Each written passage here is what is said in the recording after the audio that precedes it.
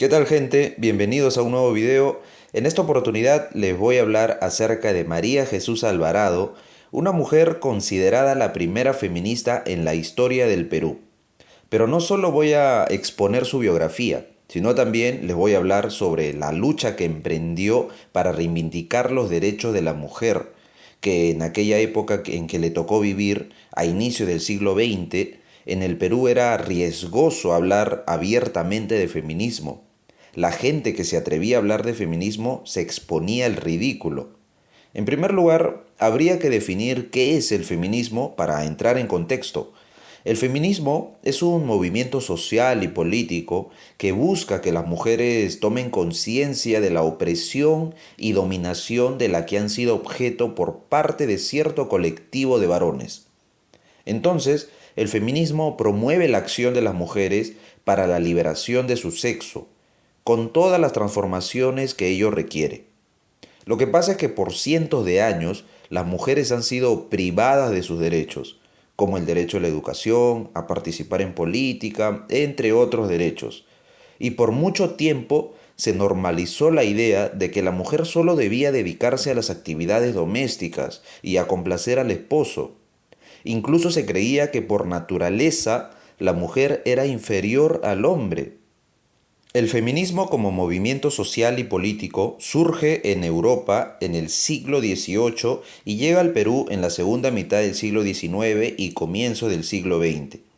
En ese sentido, María Jesús Alvarado fue una mujer fundamental para el desarrollo del feminismo en nuestro país. De hecho, es considerada la primera feminista en la historia del Perú, como ya lo mencioné. Su nombre completo es María Jesús Alvarado Rivera. Nació en Chincha en mayo del año 1878, o sea que nació casi un año antes del inicio de la Guerra del Pacífico, que fue un conflicto en el que el Perú enfrentó a Chile. Y debido a este conflicto, su familia tuvo que trasladarse a Lima, porque los chilenos invadieron e instalaron un ejército en Chincha. Su familia, una vez ya instalada en Lima, María estudió hasta tercero de educación primaria, que era el máximo grado de estudios para mujeres en aquella época.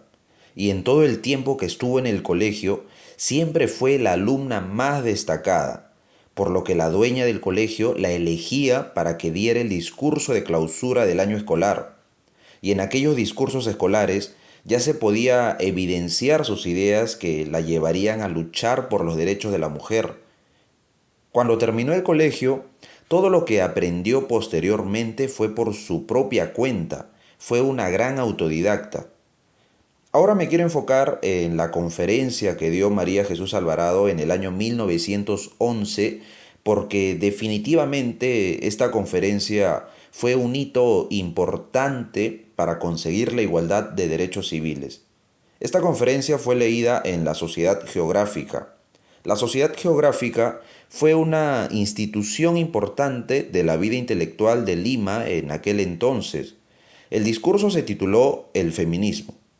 En la primera parte del discurso habla del problema del feminismo en las distintas civilizaciones de la historia. A modo de ejemplo, voy a señalar algunas de estas civilizaciones que María mencionó en aquella vez en su discurso. En primer lugar, mencionó a Egipto y la India, que fueron civilizaciones en las que solo las mujeres jóvenes consagradas al templo recibían educación. Por otro lado, menciona Judea, que fue donde las mujeres pasaban de la esclavitud del padre a la esclavitud del esposo. Y también menciona de manera general a la Edad Media. La Edad Media fue un periodo de la historia que duró casi 1000 años, desde el siglo V hasta el siglo XV después de Cristo. Y en esta época la mujer pasó de la condición de esclava a la de compañera del hombre. Pero en esta época no se modificaron las leyes ni las costumbres, aún se mantenía el concepto de inferioridad que se tenía de la mujer. Incluso se la consideraba el origen del mal. La mujer era considerada fuente de impureza, hasta el punto de que se llegó a dudar sobre su alma y si realmente pertenecía al género humano. Pero, a pesar de que por tantos años la mujer fue sometida a una esclavitud mental, su congénita inteligencia jamás se extinguió. Por lo tanto, no hay ninguna razón lógica para considerarla inferior al hombre. En la conferencia, María Alvarado también menciona algunos ejemplos en la historia de mujeres que destacaron por su carácter, por su heroísmo y por su inteligencia. Solo por mencionar algunos ejemplos, está, por ejemplo, Juliana Morel, que fue una intelectual y políglota española, quien a los 17 años ya hablaba 14 idiomas. También está Juana de Arco, una heroína francesa, quien estuvo al mando de 5.000 soldados y los dirigió hacia la victoria. Pero no yendo tan lejos, aquí en el Perú tenemos a Francisca Zubiaga y Bernales, más conocida como la Mariscala, esposa del expresidente y militar Agustín Gamarra. Esta mujer es recordada sobre todo por su valentía, por haber acompañado a su esposo en algunos conflictos militares. Ahora, estos dos últimos ejemplos, el de Juana de Arco y la Mariscala, van en contra del prejuicio tan difundido que consideraba a la mujer impropia para la actividad militar. También María Alvarado en su conferencia menciona ejemplos de varones a quienes María llamó varones de espíritus superiores, porque estos varones reconocieron y proclamaron los derechos y méritos de la mujer. Solo por mencionar algunos de estos ejemplos está Platón, un antiguo filósofo griego, quien sostenía que, al igual que el hombre, la mujer es digna y capaz de ejercer todas las funciones humanas. También menciona a Víctor Hugo, un gran escritor francés, quien decía lo siguiente: así como el siglo XVIII ha proclamado el derecho del hombre, el siglo XIX proclamará el derecho de la mujer. Continuando con la conferencia de María Alvarado, la siguiente parte que quiero explicar es acerca de argumentos que van en contra del feminismo. Esta parte es muy interesante porque en su conferencia la misma María Alvarado expone argumentos que intentan invalidar el feminismo y luego ella misma los va refutando uno a uno, con fundamento, por supuesto.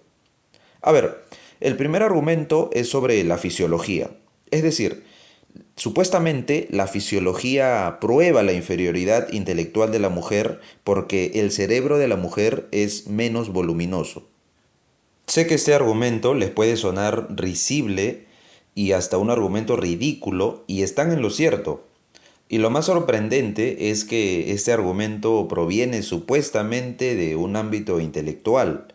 Pero bueno, en cuanto a la forma de refutarlo, es sencilla en realidad, porque no importa qué tan voluminoso sea el cerebro, sino lo que importa realmente son las asociaciones, las interacciones que se establecen entre las neuronas cerebrales.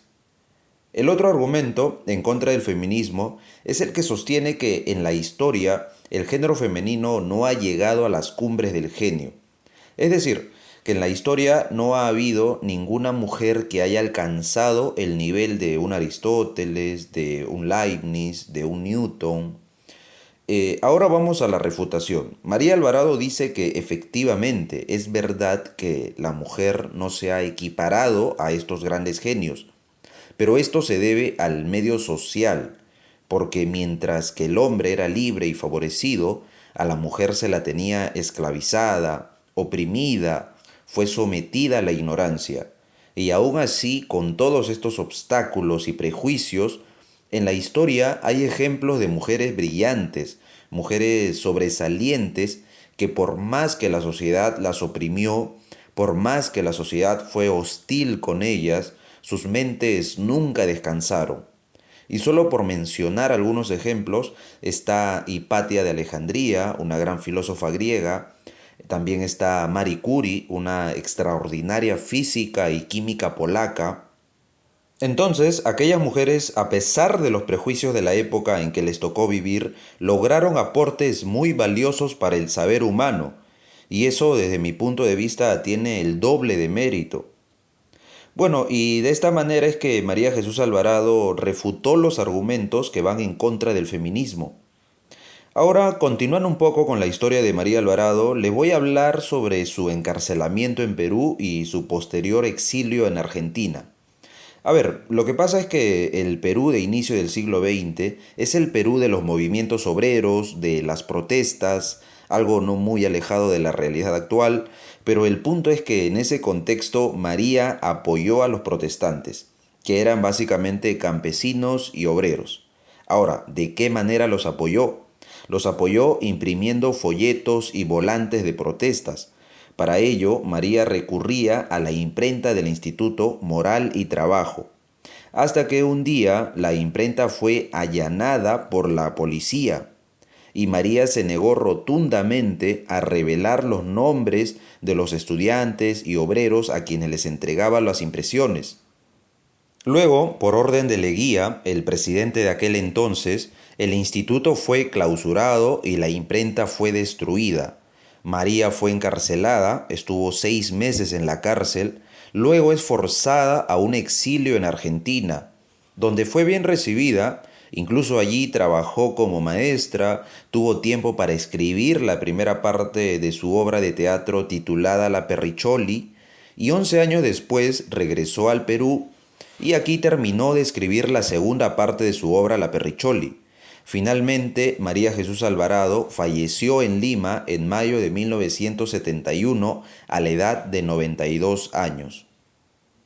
Para terminar, amigos, quiero compartirles una reflexión. Si bien es cierto, el feminismo como movimiento social busca la reivindicación de los derechos de la mujer, lo cual es admirable, ya que ese es un paso hacia el progreso de la humanidad, es un paso hacia el progreso de la civilización. Sin embargo, es común que en las corrientes de pensamiento hayan matices. Por ejemplo, en el socialismo existen algunos que son radicales, otros que de repente son más moderados. Lo mismo ocurre con el anarquismo, por ejemplo, y el feminismo no es ajeno a este fenómeno. A ver, me explico. Hay movimientos feministas importantes que con justa razón reclaman la igualdad de derechos y oportunidades, pero hoy en día se ha difundido mucho la idea del lenguaje inclusivo usando el nombre del feminismo, que como muchos de ustedes sabrán, esta iniciativa de lenguaje inclusivo promueve el uso de palabras como todes en lugar de todos, por ejemplo. Que en estos espacios se aprenda con amor a respetar las diferencias, a respetar a las niñas, los niños y les niñes. Lo cual desde mi humilde punto de vista me parece una tremenda degeneración del lenguaje. El lenguaje inclusivo lo único que va a lograr es distorsionar el lenguaje, destruirlo, porque el lenguaje se construye a partir de las experiencias de una comunidad, forma parte de una cultura. Y supongamos que aún así se aplique el lenguaje inclusivo, esto no va a resolver ningún problema social. Las reivindicaciones que exige el feminismo como tal se deben hacer desde la jurisdicción y también desde la educación, por supuesto, ya que la educación es la herramienta fundamental para transformar cualquier sociedad. Bueno amigos, hasta aquí de mi parte, espero que el video les haya gustado y si es así agradecería mucho que compartan, que comenten y todas esas cosas que piden los youtubers y nos reencontramos en un próximo video. Nos vemos.